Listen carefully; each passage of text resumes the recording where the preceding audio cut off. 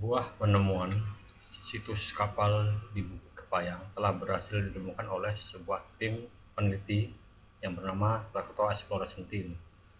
Penemuan ini didasari pada penelitian tentang ledakan Krakatau yang terjadi tahun 1883, yaitu mencari wilayah yang diduga paling parah terdampak dari ledakan Krakatau 1883. Pada awalnya, untuk meneliti tersebut akan dipelajari pola ledakan Krakatau, di mana Krakatau merupakan ledakan katastrofik lateral menuju ke utara.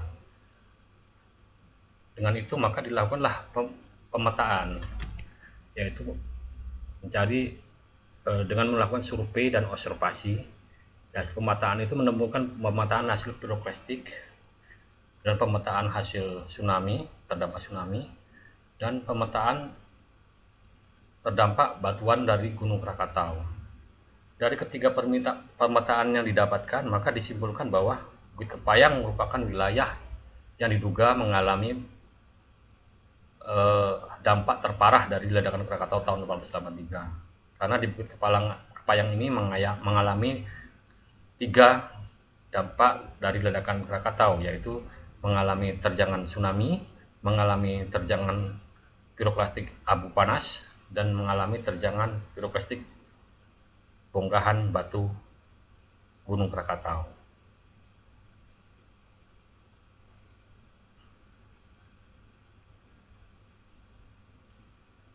Kepayang adalah wilayah di Kecamatan Bakahuni, tidak jauh dari Pelabuhan Bakahuni dan tidak jauh dari jalan tol lintas Sumatera. Seperti kita lihat bahwa posisi Bukit Kepayang dengan Gunung Krakatau tidak terdapat pulau penghalang. Sementara dari catatan sejarah, Desa Ketimbang yang berada di sini terdapat dua pulau penghalang, yaitu Sebuku dan Sebisi. Maka sangat wajar apabila Bukit Kepayang merupakan wilayah yang lebih parah dari Ketimbang. Survei dan observasi yang mendalam di Bukit Kepayang ternyata mendapatkan adanya foto jejak dugaan kapal yang tertimbun longsor di Bukit Kepayang. Dibuatlah teori hipotesa mengenai keberadaan kapal, yaitu kapal terbawa oleh piroklastik yang akhirnya tertimbun di sisi utara Bukit Kepayang. Kemudian dari bayangan kapal yang dilihat dari foto satelit dihitung berapa kedalaman dan berapa kemiringan posisi kapal, berikut juga timbunan-timbunan material lapisan yang ada di atas kapal.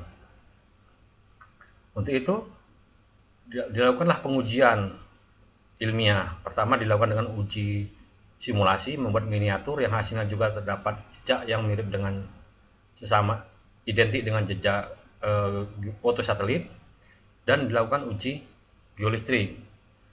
Dari uji geolistrik juga didapatkan hasil anomali yang menyatakan terdapat ruang yang ruangannya mirip berbentuk badan kapal, baik dari timur ke barat maupun dari utara ke selatan. Proses geolistrik adalah proses mengalirin arus listrik searah di atas permukaan suatu titik yang diduga terdapat kapal. Nah, untuk itu pada proses ini ditancapkan elektroda sepanjang 180 meter dengan jarak antar elektroda sepanjang 6 meter. Dari tiap elektroda ini dialiri arus listrik sehingga aluran listrik yang didapat dikalkulasi oleh komputer, di mana distribusi dari reseptivitas listrik akan menghasilkan suatu gambar pola hasil geolistrik, dan terlihat bahwa terdapat kesamaan antara badan kapal dengan geolistrik yang dihasilkan. Untuk itu maka proses eksplorasi berlanjut kepada tahap berikutnya, yaitu tahap pembuatan sumur vertikal. Pembuatan sumur vertikal ini yaitu menggali sumur vertikal di sekitar sisi bagian depan kapal, karena kapal ini diperkirakan memiliki panjang 92 meter, yaitu dengan menggunakan penggalian secara manual, yaitu dengan menggunakan teknik penggalian tambang emas tradisional yang menggunakan pahat dan palu. Proses ini setelah 32 meter digali, maka menghasilkan suara gema yang diduga suara gema kapal. Maka proses eksplorasi dilanjutkan ke tahap berikutnya, yaitu mengeduk dengan menggunakan mesin ekskavator. Pengedukan ini dilakukan di sisi sekitar bagian belakang kapal, yaitu yang berjarak sekitar 40 meter dari sumur manual existing, yaitu menggali dengan ekskavator dengan bukaan ke samping selebar 20 meter dan bukaan ke belakang sepanjang sekitar 48 meter. Proses ekskavasi ini dibantu oleh alat ekskavator milik Pemda Lampung Selatan.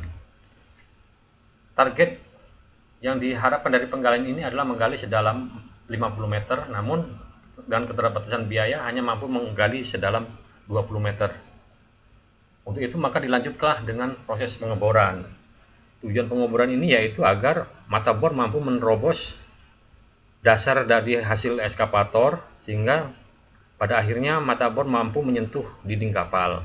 Setelah mata bor yang nantinya mampu menyentuh dinding kapal diharapkan mampu melubangi plat baja dinding kapal, sehingga apabila plat baja dinding kapal berhasil dilubangi, maka akan dimasukkan kamera yang tentunya hasil tangkapan kamera ke dalam badan kapal akan menjadikan suatu bukti yang tak terbantahkan dari penemuan situs kapal di Bukit Kepayang.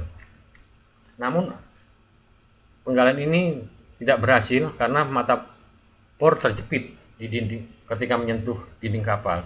Maka proses eksplorasi dilanjutkan kembali kepada sumur manual vertikal sebelumnya. Pada proses ini yaitu membersihkan kembali sampah-sampah dan timbunan yang ada dan melanjutkan dasar sumur vertikal hingga diharapkan mampu mencapai dinding kapal. Inilah yang terjadi di kedalaman 37 meter sumur vertikal.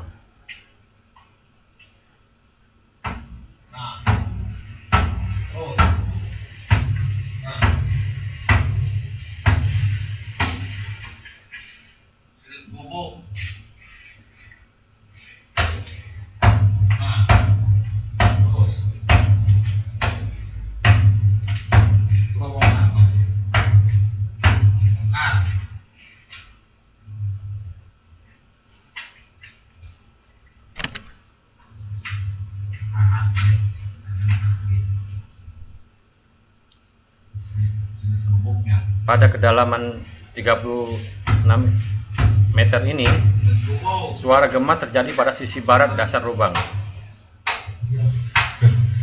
Dan ini adalah yang terjadi di dasar sumur horizontal 37 meter.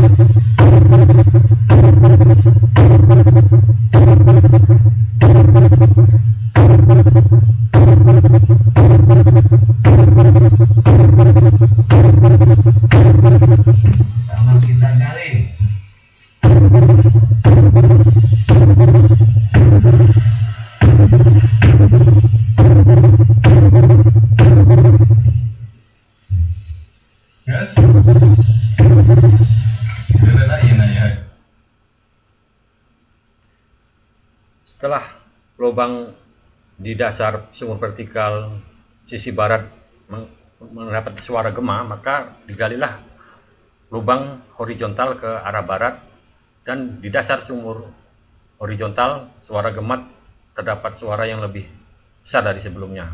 Maka kesimpulannya penggalian sudah tepat berada di atas badan kapal dan akan menjadikan situs kapal ini menjadi situs kawasan cagar budaya dan diharapkan menjadi penemuan besar dunia dan menjadi situs warisan dunia.